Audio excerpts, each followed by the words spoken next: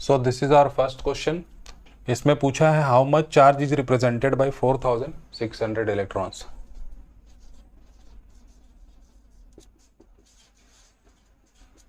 Simple question है, आपको number of electrons given है 4600 और इलेक्ट्रॉनिक चार्ज आपको पता है, electronic charge E equals to 1.602 into 10⁻⁻19 coulomb.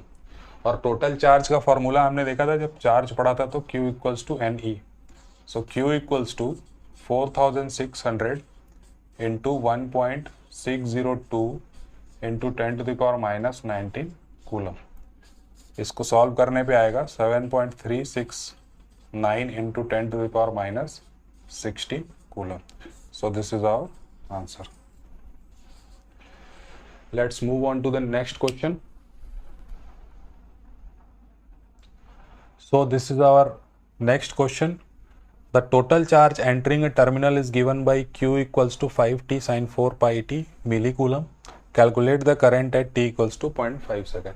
ये भी सिंपल फार्मूला बेस्ड क्वेश्चन है। हमको पता है करंट और चार्ज के बीच का रिलेशन I इक्वल्स टू होता है dq by dt। So I equals to हो जाएगा d by dt of 5t sine 4 pi t मिली। ठीक है, मिली को आप कन्वर्ट करके लिख सकते हैं इंटू 10⁻⁻3। ठीक है, सो I इक्वल्स टू हो गया यहाँ पे 5 into 10⁻⁻3 D by D T of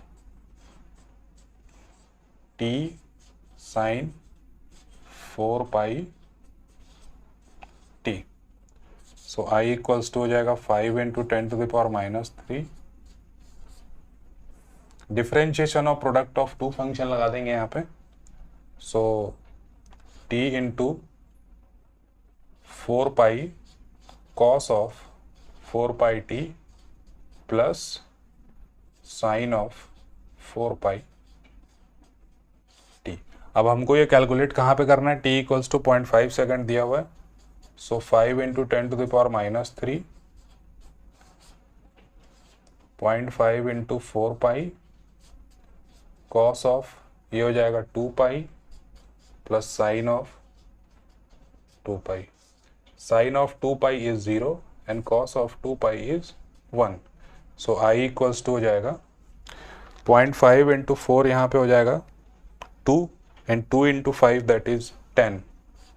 so 10 pi into 10⁻⁻3। और इसको आप लिख सकते हैं और सिंप्लीफाइड फॉर्म में I equals to 31.42 milli amperes. 31.42 milli amperes. ठीक है, so this is the value of current. So this is our next question. इसमें आपको डिटरमाइन करना है टोटल चार्ज। आपको करंट की वैल्यू दी हुई है और टाइम की वैल्यू दी हुई है कि कहाँ से कहाँ तक टाइम जो है वो वेरी कर रहा है। ठीक है, करंट और चार्ज के रिलेशनशिप से हमको मालूम है कि Q is equals to T1 to T2 I dt। ठीक है, सो Q इक्वल्स टू यहाँ पे T1 की वैल्यू है 1 और T2 की वैल्यू है 2। 3t square minus T D T. So Q equals to हो जाएगा, इंटीग्रेशन कर देते हैं, T cube minus T square by 2 1 to 2। Limits put कर देते हैं। So 8 minus 2 minus of 1 minus 1 by 2। So Q equals to 6 minus 1 by 2. So Q equals to आ जाएगा 5.5 coulomb. So this is our desired answer. The total charge entering the terminal is 5.5 coulomb. Okay. So this is our next question. A conductor has a constant current of 5 ampere. How many electron pass a fixed point on conductor in 1 minute? ठीक है, current की value दी हुई है और time की value आपको दी हुई है, ठीक है। यहां पे आप एक चीज ध्यान दीजिए, करंट की वैल्यू जो है वो कांस्टेंट दी हुई है, तो ऐसे केसेस में जहां पे टाइम का फंक्शन ना हो, करंट टाइम का फंक्शन ना हो, तो उसमें हम सिंपली एक्सप्रेशन के बेसिस पे भी क्वेश्चन को सॉल्व कर सकते हैं, ठीक है। तो एक्सप्रेशन के हिसाब से अगर देखें तो चार्ज जो होगा that is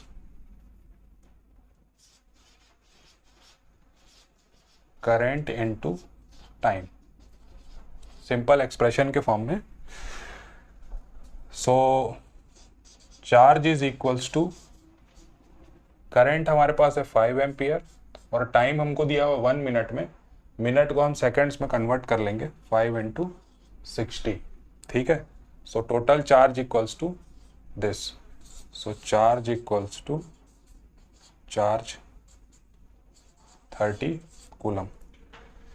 so this is total charge. हमको पूछा है number of electron pass a fixed point, ठीक है। नंबर ऑफ इलेक्ट्रॉन्स हमको निकालना है, तो हमको पता है कि टोटल चार्ज जो होता है Q is equals to N E, Q is equals to N E, where E is the electronic charge, so N equals to हो जाएगा Q upon E, और Q की वैल्यू अपने पास है that is 30 and divided by 1.602 into 10 to the power minus 19।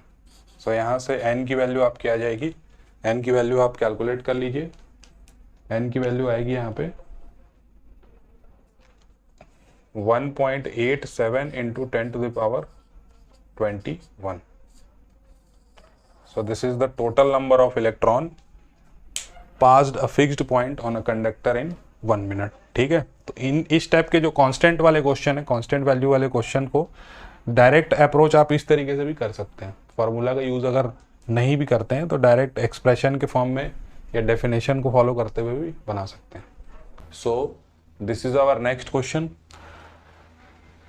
An energy source forces a constant current of 2 ampere for 10 seconds। Current की value दी हुई है और टाइम की वैल्यू दी हुई है, ठीक है।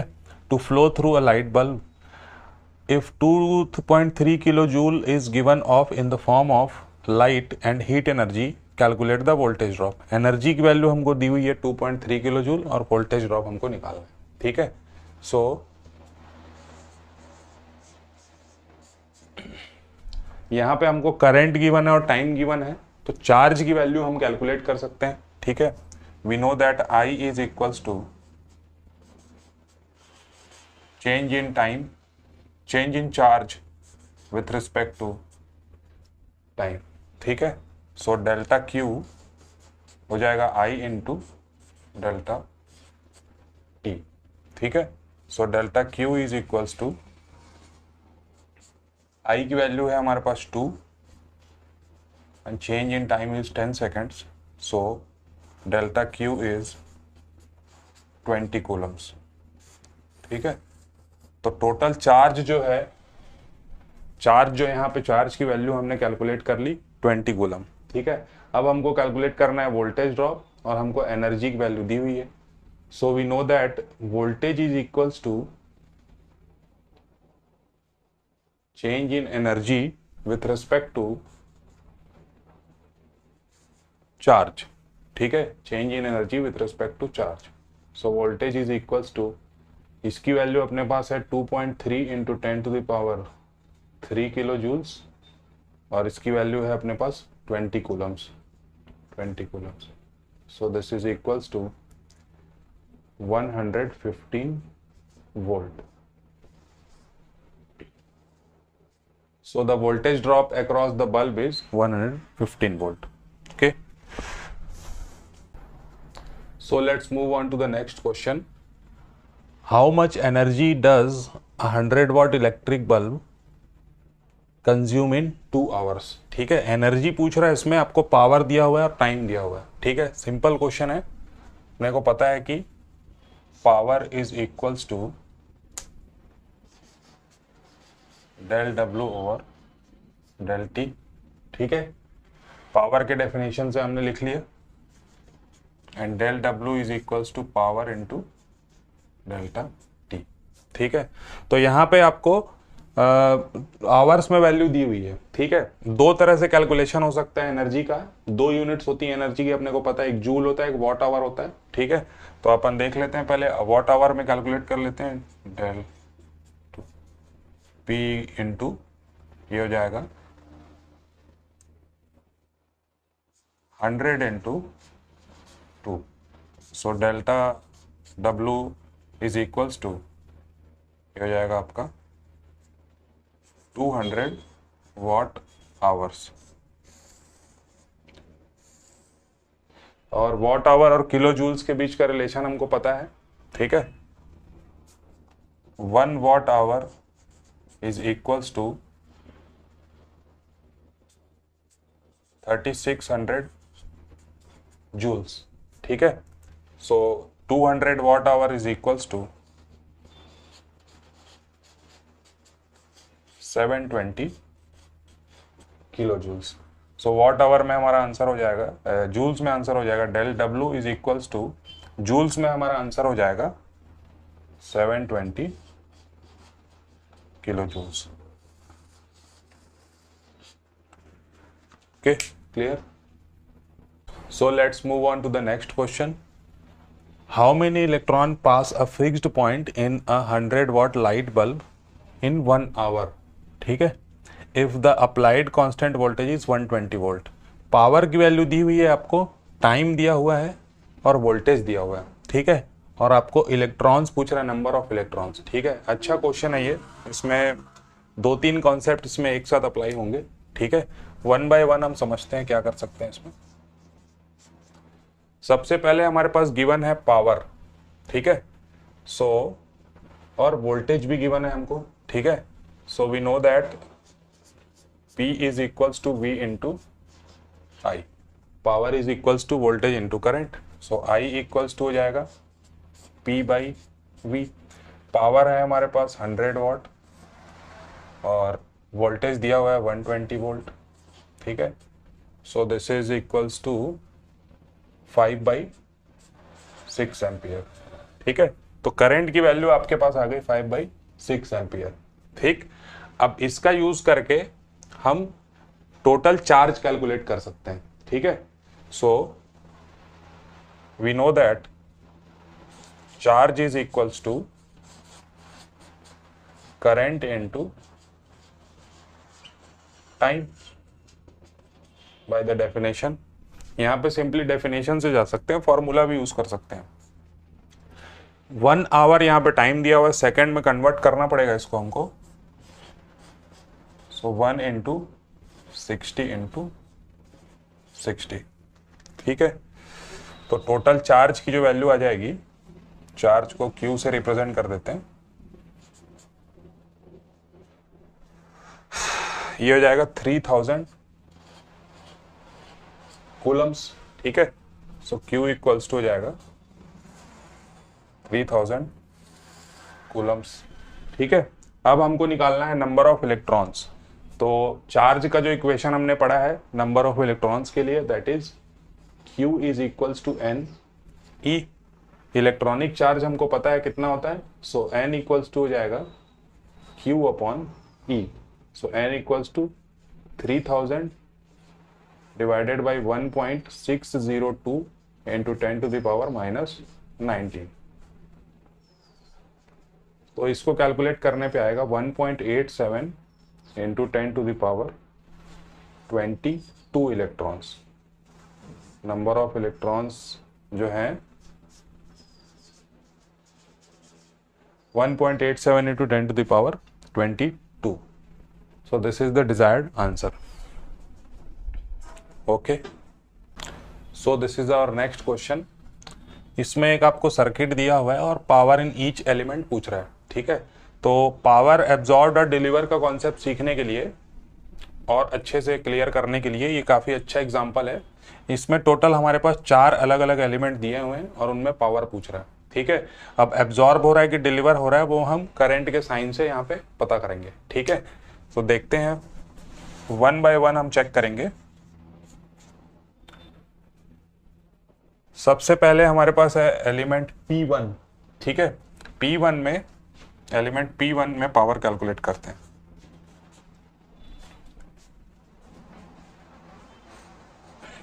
एलिमेंट P1 में देखिए यहाँ पे कितना है, 20 वोल्ट का वोल्टेज सोर्स लगा हुआ है और इसमें से करंट जो है ये सेम करंट है, यहीं से होके जा रहा है।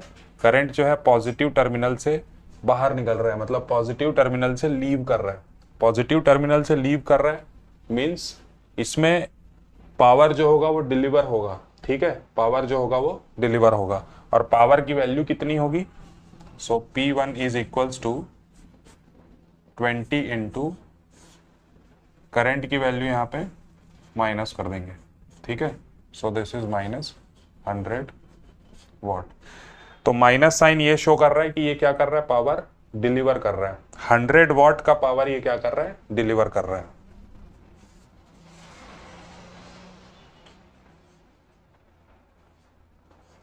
पावर डिलीवर्ड, ठीक है। सेकंड एलिमेंट हम देखते हैं, ये कोई एलिमेंट है जो जिसमें 12 वोल्ट का ये वोल्टेज दिया हुआ है और करंट जो है, अब देखिए यहाँ पे करंट इस पर्टिकुलर सोर्स में, इस पर्टिकुलर एलिमेंट में करंट जो है प्लस टर्मिनल पे एंटर कर रहा है, ठीक है। तो प्लस टर्मिनल पे एंटर कर रहा है, कॉन्सेप्ट याद करते हैं हम, प्लस टर्मिनल पे जब भी एंटर होता है तो पावर क्या होता है, एब्जॉर्ब होता है और पॉजिटिव वैल्यू हमको मिलती है। प्लस टर्मिनल पे एंटर कर रहा है और पावर क्या होगा, एब्जॉर्ब होगा। तो P2 देख लेते हैं,